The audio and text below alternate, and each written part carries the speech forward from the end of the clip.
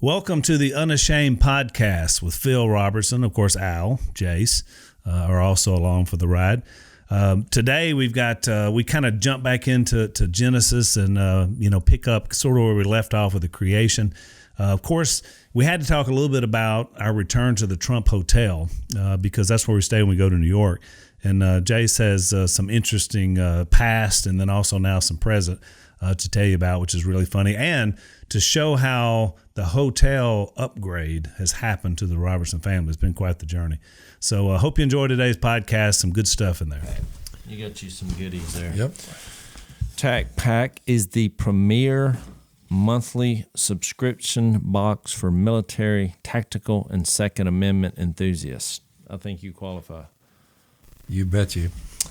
For just $49.95 a month, they ship you at least $100 worth of gear from companies like 511, HexMag, Mission First Tactical, Armaspec, and America Grip, to name a few.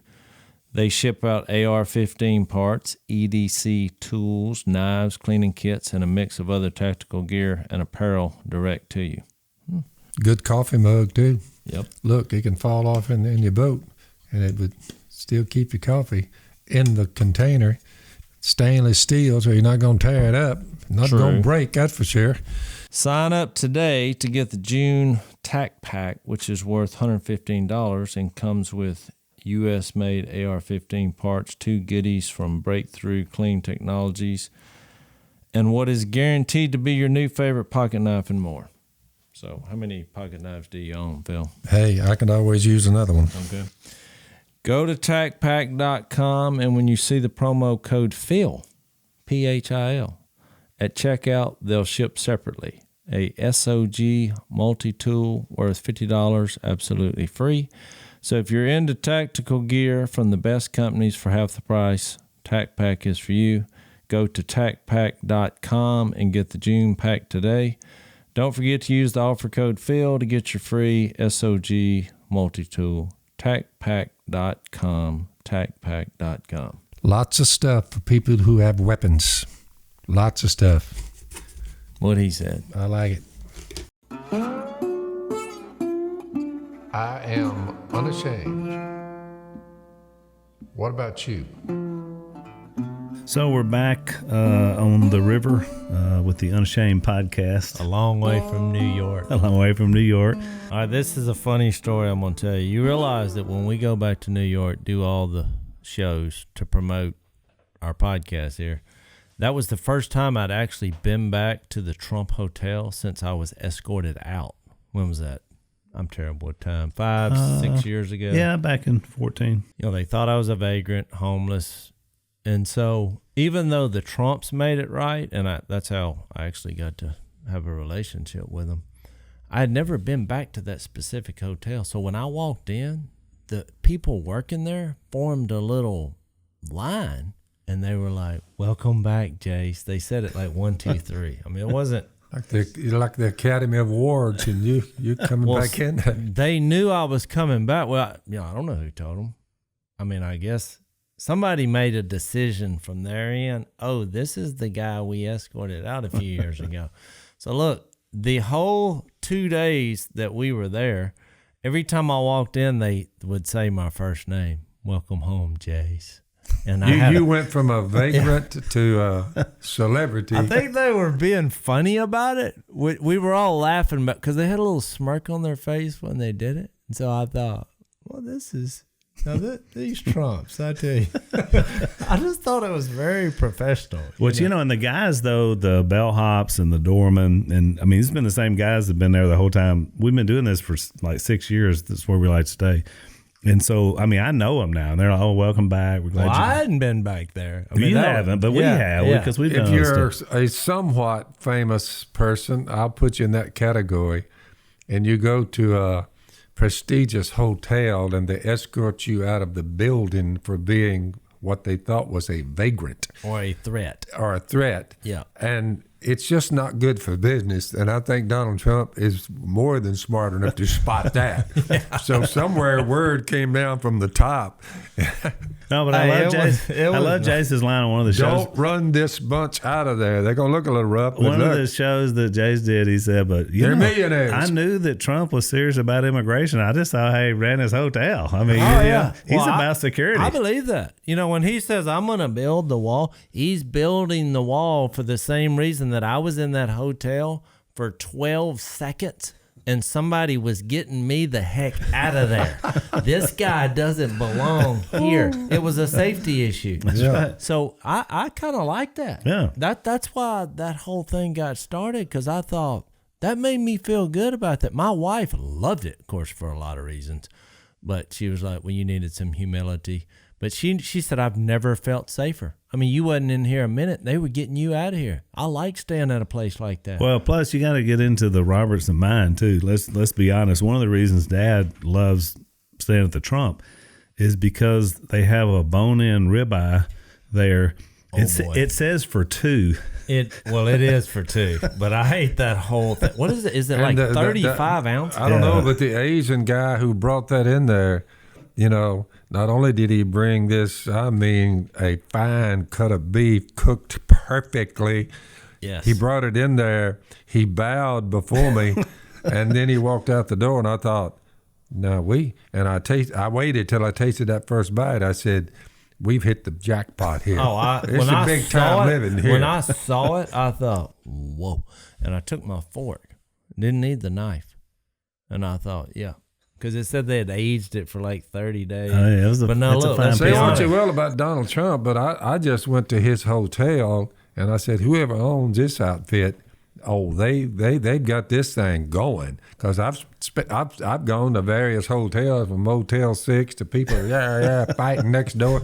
But I rolled up in there and I said, boy, this is fine living here. So it made me think anybody who can run a hotel like that, elect him. So here's what I was thinking, Dad. So you think about the years you go back. So, 30 years ago, we go on a hunting trip to film for videos for Duck Commander. And so versus now, we're at the Trump eating the thing. Remember, what was the story at the time? I know that story. I was thinking of that story. We're in Idaho. I mean, because we're hunting every day. Man, we used to do that all the time when we hunted made our videos. And so we just go on a road trip for a week. Of course, Phil, he hadn't bathed. It's just, you're talking about rough. And so you would just basically find a cot anywhere. Yeah. And we found some dive of I don't think it was a hotel, it was a motel. It was just one floor. So we take all our guns out, because you don't want anybody to steal your stuff out of the truck. And the way this thing was set up, it was like a series of rooms, and Phil was in the front room right by the door. Yep. And it's like 2 or 3 o'clock in the morning. That's correct. And you hear that doorknob start turning. Yeah, turning. I hear someone outside messing with the door. And I thought, well, we had brought our guns inside so that they wouldn't steal our guns out of our rig on the outside. Yeah. So I'm in a position where the door... You were the leading edge. Yeah, when you opened the door, the bed was weird because it wasn't a normal motel. Right. That's right. When they opened the door, it's just a bed, and here's Phil in his tighty whities, and he had grabbed his gun and laid it across his lap. I just knew they weren't supposed to be there. He sat up like an Indian. You know what I mean? Just like in that position, the Indian position, with his legs gun crossed in his lap. Yeah. And a loaded gun. Tighty whities. The guy opens the door and immediately raises his hands. Well, the door opened toward me, and the guy stepped through very nimbly. And when he come right past the door, I've got this. I was going to do a hip shot. I had enough bullets here to do some serious damage, and I had the gun lowered on his frame. Well, when he come, he looks to the left. And there I'm sitting there, with my underwear. Do you remember what you said? You said 2 words. No, what he said was, he looked at me, he spoke first, and he said, wrong room.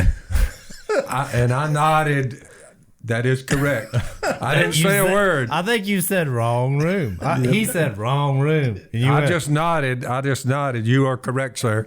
And so look, he backs out with his hand still up. I didn't say get your hands up. When he said wrong room, look, his hands come up like I said get your hands up. But I never spoke. I just said. I was watching it by then. I watched the aftermath. Look, that guy had his hands up and he was walking across the parking lot with his hands still He up. looked back and I was standing in the door now, still from the hip. Bird shot, duck shot is pretty rough. So he looks back at me and his hands are kind of like this, but he looks back and they got higher the further he went. So I think it was a combination of the beard, the gun, and just feels the underwear. And he's like, hey, of all the places to try to break into for mischief. Boy, you talking about a bad turn. Which is living proof that a lot of times if you have a robber or a burglar intent on stealing your stuff, and many times you actually don't have to say a word. You can just sit there, let him do the talking, and they'll leave with their hands held high. So if you're armed, he was about what he didn't realize that he might have. He was about this close to dying. Yeah. So look, the last trip I went on, when I was in a vehicle, I fooled around and was, running low on gas. It was like 1 o'clock in the morning. So I stopped. Well, it's just me. There's nobody at the gas station. It wasn't even open. I was just getting the gas. And I looked up, and here comes a fella walking across the street, and he's walking toward me. So I calmly opened the back door. I got basically a sawed-off shotgun that'll hold 10 rounds, and I just grabbed the end of it. I'm just watching him come. But when he saw me do that, he put his hands up. He said, Duck Dynasty fan. I said, okay, come on. He knew what was fixed to happen. He's like, he saw that door open. I put my hand down, and I'm looking at him like, now, what are we going to do here? Which I wasn't going to pull it on him until I had assessed that there's a danger. But it's not paranoia. It's just preparedness. That's right. Hey, if it's 1 o'clock in the morning and you're by yourself and here comes a guy walking down the street towards you, that's called being smart. Or somebody is jimmying your door, it's locked. Well, Phil, that was obvious. He doesn't have a key, and he's coming in. I'm like, bad move on whoever that is. But here's what I love about our fans. Like this guy, he wasn't offended by that. He wasn't totally offended expected at all. it. Yeah. You realize that, most of the stuff going on between midnight and 5 in the morning is not good. That's right. And I'm getting gas. I'm in a vulnerable situation. But now I'm armed. I have my Bible. And I have a weapon. Mm-hmm. I'm ready to go either way. Well, that was Dad or Si. One of them's famous line on the Today Show was that, we'd rather have a Bible study, but if a gunfight breaks out, we're ready either way. It happens. The Bible calls itself a sword, an instrument of the Almighty to cut to the heart. It's called a sword for a reason because, it's spiritual warfare. So, anyway, so it's good to be back home. It's good to be back home. That's exactly right. And we have made some major strides in hotel accommodations from the old days to today. Yeah, you're not having anybody jimmy the lot at the trunk. It came full circle. We've come a long way. We're all friends. We're friends again. That's exactly right, which is nice. So we've been talking about. We just decided to start at the beginning, and we talked last time about Genesis 1, sort of the idea of creation, and especially compared to kind of what the world puts forth. Dad talked about, the idea of chance, and, we talked a lot about. Well, you got to ask yourself, how did we get here? It's a question every human being at some point in his life, it runs across his mind. Right. And how did I get here? Isn't it interesting, Jase, that God in his wisdom of the Bible, and we talked about Moses being the one that wrote this, the first 5 books of the Bible, that he starts with the fundamental question with the Bible itself. Where do we come from? Yeah. Because that's what people are going to always ask. And it doesn't matter about your education level, anytime throughout history, whether you live out in a teepee in the middle of a field. Well, the acknowledgement of how you got here will affect how you live your life. If you think we came from seaweed, well, you're just pretty much. 2 schools of thought have emerged. One is the supernatural. That's a belief that that some supernatural or divine force controls nature and the universe. We're in that camp. And my thinking is, I love the atheists of the world and the agnostics. I don't hate them at all. I believe that there's some force who controls the universe.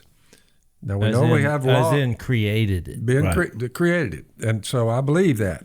You say, if I'm mistaken, I'm going into a hole in the ground. So are all the atheists along with me. They're going into the holes in the ground. We'll all physically die.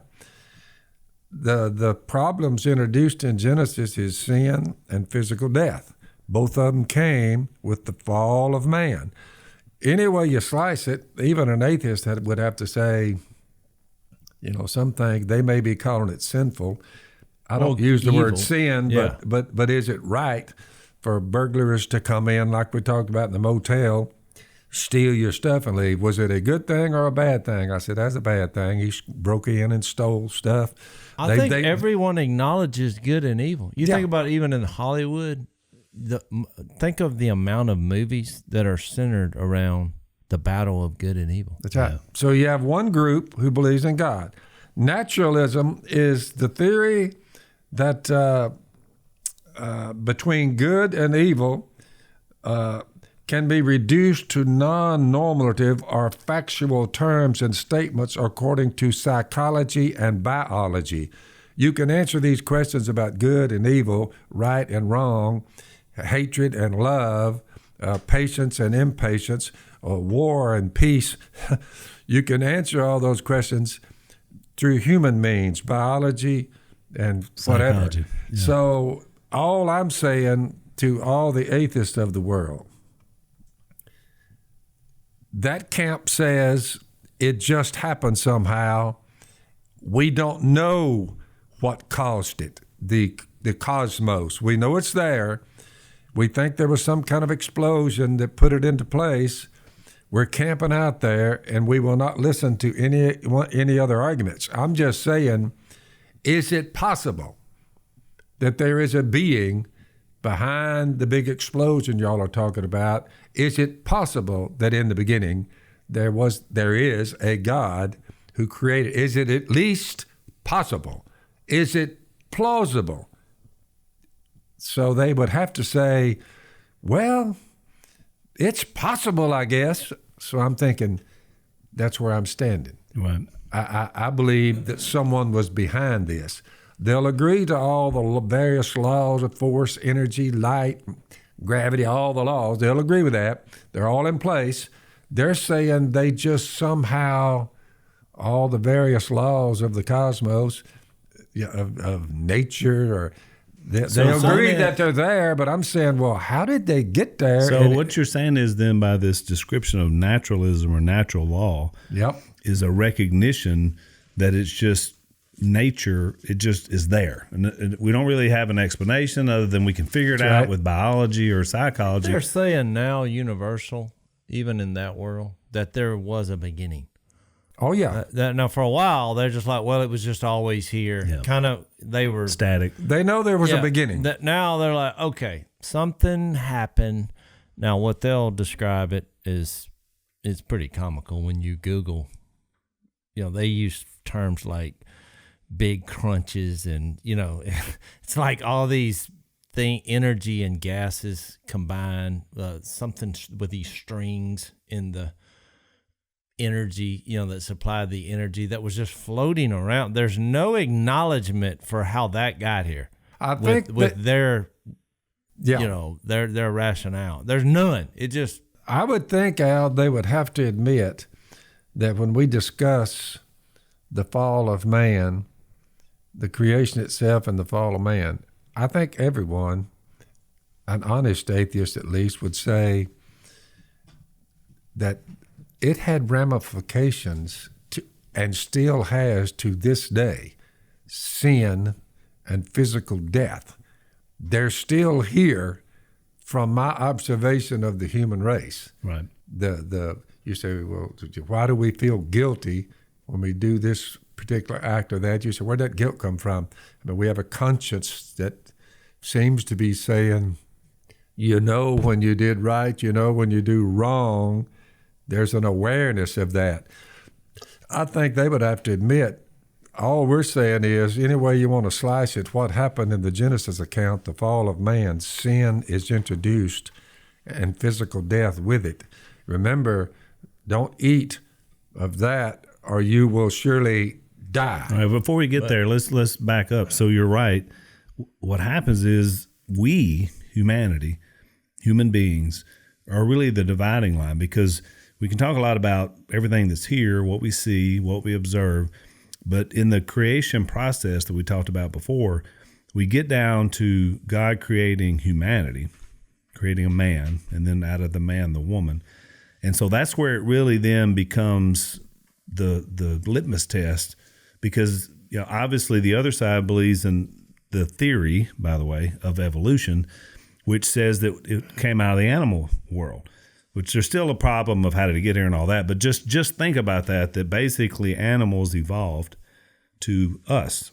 We're sitting here doing a podcast, critical thinking, and looking at this thing, to say that however far you'd have to go back, we were swimming or amphibious or whatever, wherever, whatever the latest theory is. Which group of animals that we supposedly came from, which group of animals handed down to us the knowledge of good and evil, punishment, even awareness of a God? Which animal group did we inherit that from? Because you would think there would be some animal groups just below us that we evolved from. They would just be right there. That would have but you got warm-blooded mammals. They don't seem to have a consciousness of God and of right and wrong. Right. And then why is it just us? Right. Why did it stop happening? How come you don't see? Because they're like, well, because we're just in this small window. But if that process happened, you would still be seeing the process every once in a while. That's right. Well, their claim is that you just don't live long enough to see it. So you watch these sci-fi shows, and eventually, in another million years or whatever, we'll be able to do. We're pure energy, and we're this and we're that. It's everything is about this. It's just enough time. You just need more time. You're only looking at this over the course of your one life. That's why you can't. I think grasp it. Problem is someone starts reading the Bible, and they're like, it seems like a story, right, like that somebody made up, especially when you get to the talking snake. Oh, you have wait a minute here. We have a snake. They're in a garden. There's a guy. Yeah. What? I'm out on that.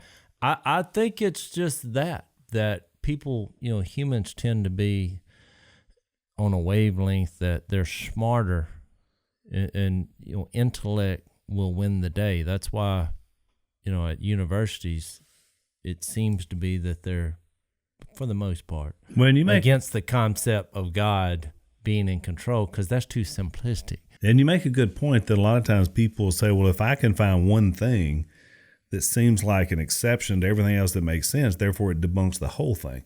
And so people think that way all the time. Like knowing the ark, Right. What? You built a boat. You saw what Hollywood did with that. They couldn't even follow the same story. I thought it was a pretty good movie anyway. It was interesting. But they couldn't follow the real story because it's too absurd for them. They're like, it just can't be. But to me, it's just as, not just as, it's way more absurd to say that we got all our intellect, all our decision-making properties, good and evil, from the animal world. Survival of the fittest.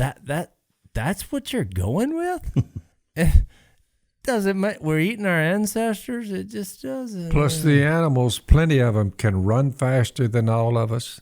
They can see better, have much better eyesight, are far more stronger than all of us. Good point. Well, how in the world do we get shortchanged because we've got animals that'll leave us in the dust? We can't run near as fast or jump near as high. And will eat you. Huh? Some and will will eat you while they're at it, and you're like, well, look like we got a bad deal from whatever group we came from, because they outrunning us, out jumping us. I mean, that's a good point. So we ought to be faster than the animal world if it breeds a higher order as you go. We ought to be able to outrun a cheetah. That's right. But we can't. No. We can't. But they're saying one day you'll be able to. So here's what the Bible says about our Genesis, our creation. In 1:28, he says, "Let us make man in our image." And we talked about that before, how God is triune in nature, three. You know, the Father, the Son, the Holy Spirit. You see throughout the Bible. So there's these three distinct, aspects of God, and so He makes us in His image. He says, Think about some dude. He's lying. There is no God. As far as he knows, he's sitting He just there. made it up. Moses is sitting under a tree. Think of the intellect it would have taken to dream up this story, the Genesis account. Yeah. I mean, what is he, some kind of world traveler, knew about the oceans and land coming up? You talk about on some serious mushrooms. This dude was either way out there and was a rambling idiot, or you say, but it seems so orderly. Yeah. In the beginning, God created the heavens and the earth, and then there was light the first day, the second day, the third day. You're like, it was so orderly put in there.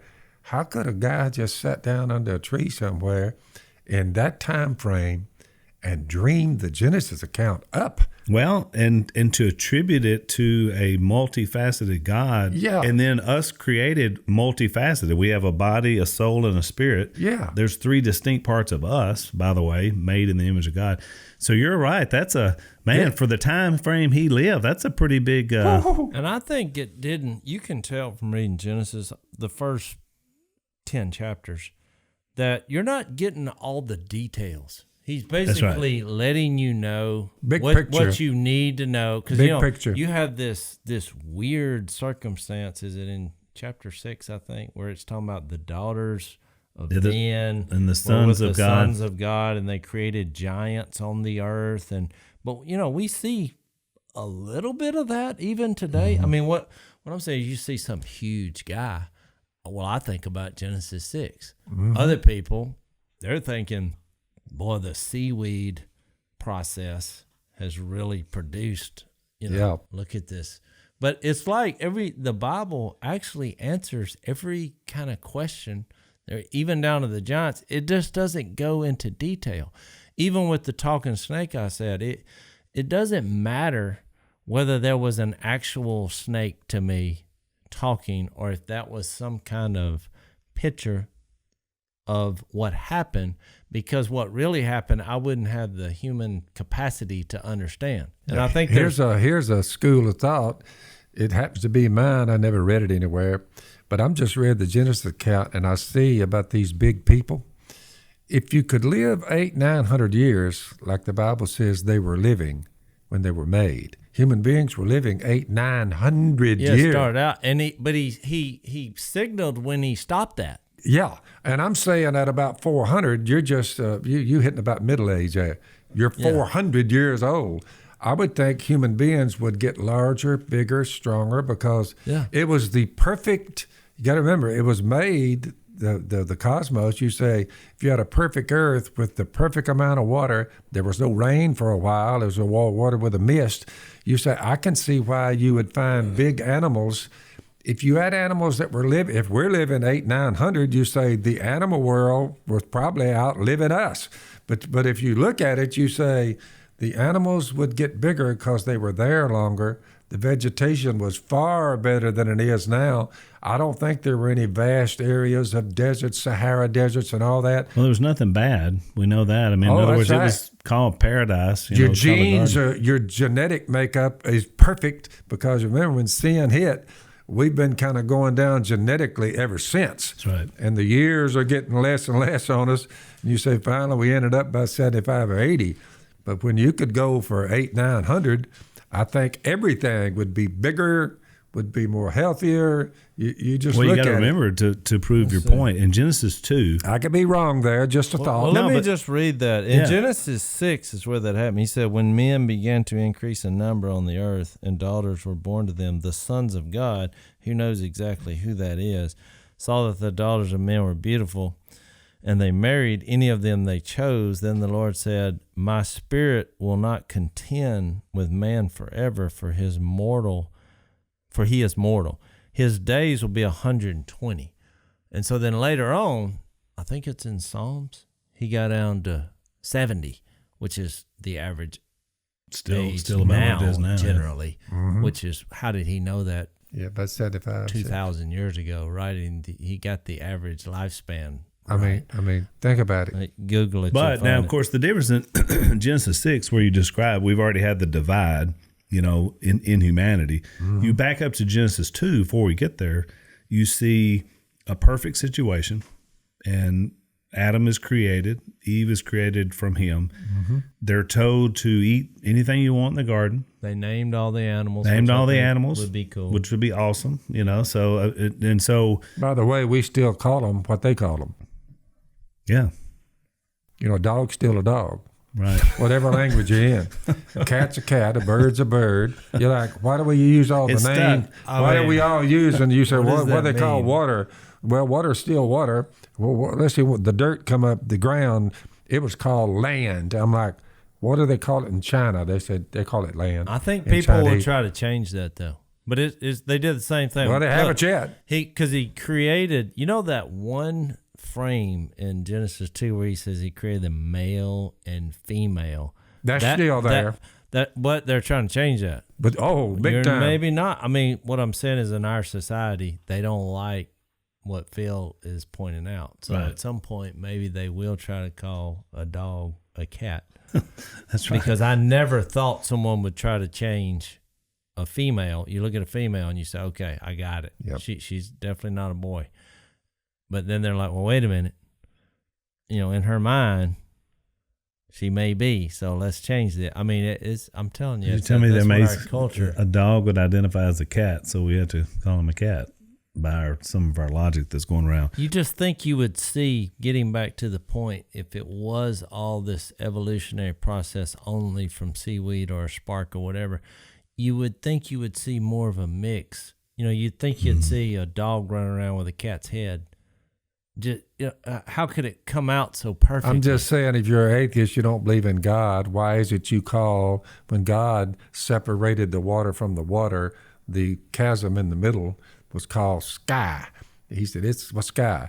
Well, atheists, I don't believe they should use Genesis language to call the sky Yeah, because they're that's using a biblical valid point. terminology. They call the sky, sky. They call the moon. Two great lights. You say, yeah, there's two great lights. Well, we call land, water. Then the animal world, we call them by the names of Genesis. Well, why go to Genesis to get the names all straightened out if, in fact, it's not true? I mean, why not call it something else? What would they say? But they would say Genesis got this from somebody else. I'm telling them, don't call everything the same thing God called them unless you believe in God. Call them something else. But you can't call Don't them what use they their are. terminology. Make up your own stuff. Because Interesting. you're getting down to truth. No, the truth is a dog is still a dog, and there's no cat. So you get to looking at it, you're like, y'all quit using the language of Genesis now because you don't believe in God. The sky's really not the sky. Somebody dreamed that. It's a fairy tale. Football's not a football. The Bible's a fairy tale. Let's There's no just- such thing as sky and Let's water. just get up every morning and everything everybody does, we're just going to say, no, I'm calling a football a baseball. That's right. From now on, that's what we're calling it. So the setup is we got this perfect place. It's great. Adam and Eve are the first man and woman. They're the first husband and wife, by the way. We know that the Marriage was DNA established. crowd have tracked it back. Right. They've tracked it back. We all came from the first female Right. that met with. Well, the DNA was, I would say it was a game changer, or life changer, however you want to do it. But it's still, only Jesus can change the heart. That's why It moved the needle. introducing. It moved the It needle. did move the needle because now they're struggling with what to call it. For a while, they was calling this genetic code.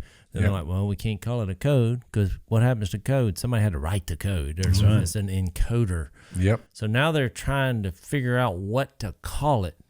The most complex information divulging happening in the body.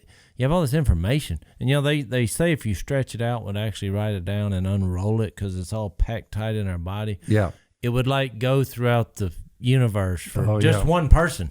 I mean, you it's just incredible. have all this inside of you. You're like, well, wait a minute. How come it started off so complex and then got more simple? That doesn't make sense. No. I mean, we're so complex inside our body. So the setup is they're told they're populating the earth. They're having children. And we read about some in here, but I mean, there were others, obviously, because you read about them later. All of a sudden, Cain has a wife. Where'd she come from? Well, That's what I said. I think it's a general. There's a much bigger story. I look at this as the same way I do Revelation, which is, and it's singular Revelation, Jesus's, is it's a picture. He gave you a picture, what you need to know. And there's obscure passages in the Bible that cause you to view the Bible this way. Remember the story? It's just a random story in like 2 Corinthians 13. No, I think it's 13, 12, 11, where Paul said, I knew a guy that was called up to the third heaven for 14 years. Yeah. And I mean, what in the world is this all about? And he said he saw things that couldn't be told. And he just leaves it at that. But you read a story like that, it's hard for the human brain to wrap yourself around how big God is and how he functions and how he did make all this. Because look, basically, if you could comprehend all this, he really wouldn't be God. If you could just comprehend it in your finite brain, well, he wouldn't be big enough. And I think that's what was happening here. So all the excuses that people who don't believe in God that they use, it's all the same stuff. Oh, the ark's not big enough, or, well, how come there's evil in the world? Well, that's a pretty easy one to answer if you really follow the rest of it. Let me take off on that because I want to get your take on this. So there are two game changers that happen when we get to Genesis 3. I mean, the first two chapters, we're laying it out. Things are great. There's no sin in the world. Everything's perfect. So we get to Genesis 3, and there's two things that we realize that happen. One is there's a couple of trees in the center of this place where these people are living. And one is called the tree of life, which we find out later means that they're eating from that. They would have lived here. There would have been no death. But what I think is fascinating about that, and we may disagree on this. It's okay. You can be wrong. That's all right. Why did they have the tree of life? Because I thought, if a stick, what happens if a branch breaks up? Because you got trees. See, I know you got branches. One falls off, lands on his head. So they had to eat the tree of life for a reason. They weren't created like an eternal being. I think that's a key point. I agree 100%. That why are you eating the tree of life? And then so you still had to get sustenance to live. There was you were created. And you're not eternal. From God. Right. That's right. And you notice when he banished them from the garden, there's a key little phrase there, and he said, "You will no longer be able to stretch out your hand and take and eat of the tree of life and live forever." Which started the degradation process. First it was 100 years, then it was 120, then it was 70. Which the term God is the author of life would simply mean they might have used the trees just as but he's the author of life. Well, and I think that's why the plan became that Jesus would one day technically be hung on a tree, right. Galatians 2, and become the author of life again. And we read about the tree of life in Revelation. So let me get to the two game changers. So what happens is there's another tree there called the tree of knowledge of good and evil. Makes perfect sense to me. Me too. So it's there. He tells them you can eat from any tree in the garden, including the tree of life. One command. One command. Don't eat from that tree. Surely they won't break it if it's just one. It's just one. And it was in the form of that tree. So that was one game changer, is that now we have a command.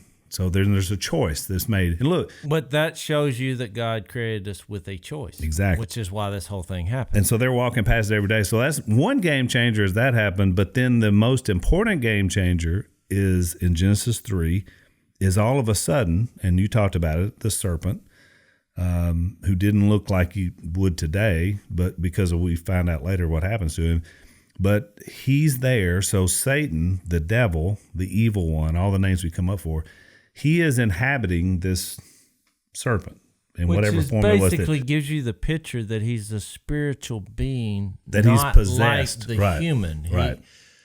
He's from that world that we know nothing about. which is fine, but we just know he's evil. And what's amazing to me, Jase, is the Genesis account, all of a sudden he's just here impacting people, because he starts talking to Eve and starts saying, did God really say? Well, right. He created the setting first. I think that's an important point, because that kind of like what he did when he tempted Jesus. It was more about the setting. Yep. Well, here, if you're created by God and you're put in a garden, here, look at it from Eve's perspective. Whoever this God is obviously powerful, eternal, all-knowing. But in this one instance, she didn't think the God was listening to the conversation. Well, you wouldn't be so careless. You think about it, God knows all. He knows how many hairs on our head. But whenever we mess up as humans, in those moments, we feel like God's a million miles away. He's obviously not who we said he was, this all-consuming fire. Or you would never do that. You would never be having a conversation about something he said don't do.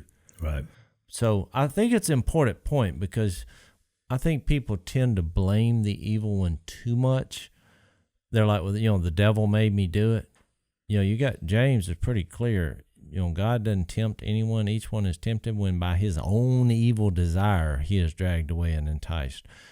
The evil and its powers, the devil, demons, spiritual forces, however you want to do it. I think they set up situations like they did with Job. They just attacked him. Right. But you still have that ability to choose what you're going to do about it. Well, think about it. The question is pretty innocuous. Did God really say you must not eat from any tree in the garden? I think it's just a question. But the sub point in that is he wanted her to question God. Doubt. He starts in with doubt. So here's her response. We may eat fruit from the trees in the garden, but God did say you must not eat fruit from the tree that is in the middle of the garden, and you must not touch it, or you will die. Well, that was a great answer. It was a great answer. So everything's perfect, right? And then here's where the lie comes in. This is where lying begins. Dad, you talked about this before, the father of lies. Give him that verse. Genesis 3:4. He says, you will not surely die, he says to the woman, for God knows that when you eat of it, your eyes will be opened, and you will be like God, knowing good and evil. There's true. A lot of truth in that statement. The best lie is the one with the most truth in it. That's right. It's the most crazy. And is it a lie when you really believe it? Because people convince themselves.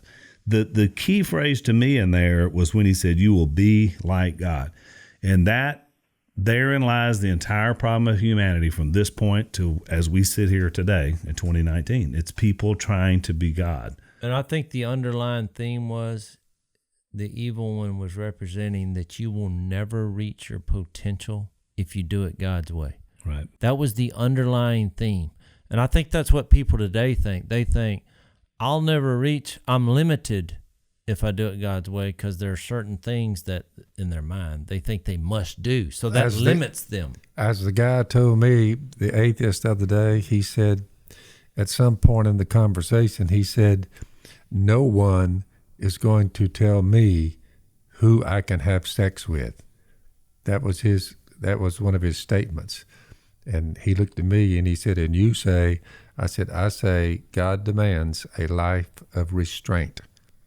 I said, but it goes back to right here in the garden. Well, you want to do it God's way. What he was saying is, I'm going to step into God's shoes. I'll be my own God. I'll be my own God. Nobody's going to tell me how I'm going to roll. See what I'm saying? And her reaction is not... That was Eve's problem. It's not unreasonable. When Eve saw that the fruit was good for food, in other words, it wasn't like it was, it was appealing, pleasing to the eye, but also desirable for gaining wisdom. She's thinking, how bad can it be? Yeah, I'll know more. She took some and ate it.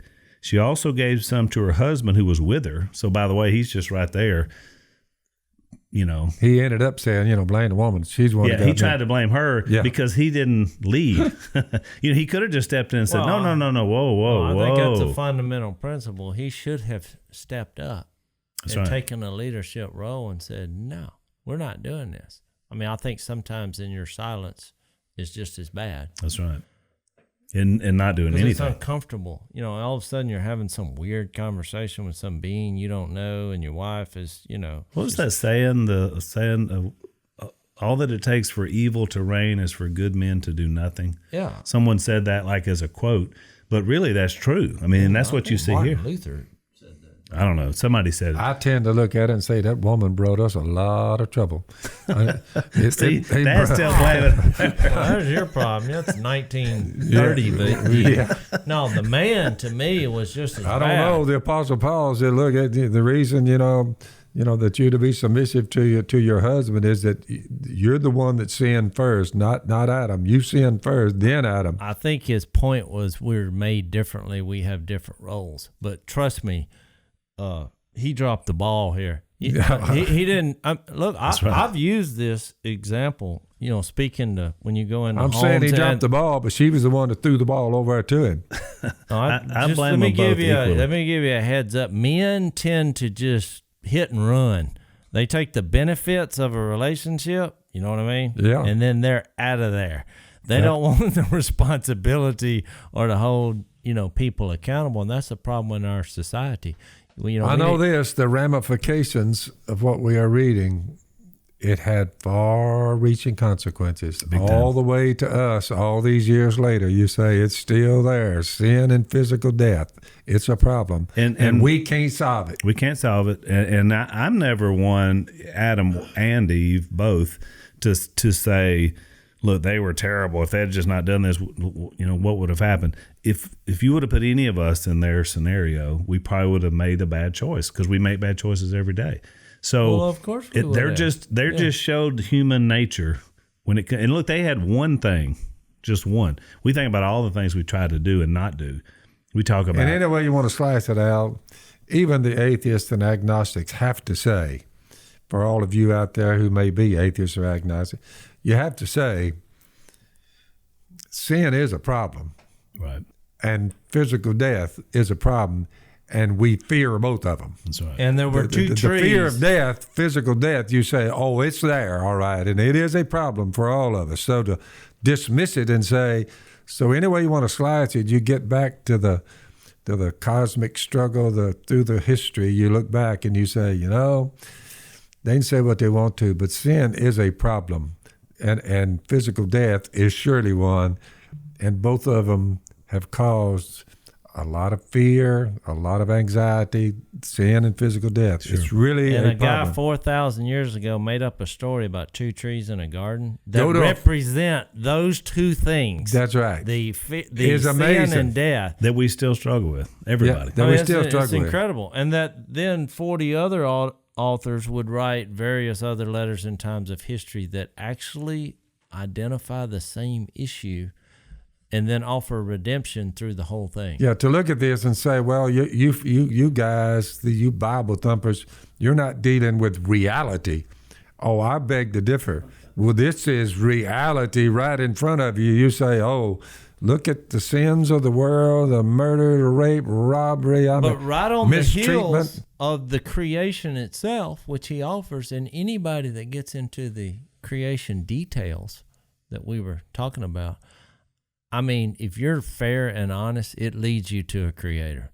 It's too complex. It just does. The details is too complex. And we're still living with the results. So next time, great discussion. Next time we're going to look at some of the immediate consequences that we see here in the text in Genesis 3. And then we're going to look at some of the bigger consequences that happen for not only sort of what I call the first family, you know, their children and others, but then it's going to lead up to worldwide destruction in a very short period of time.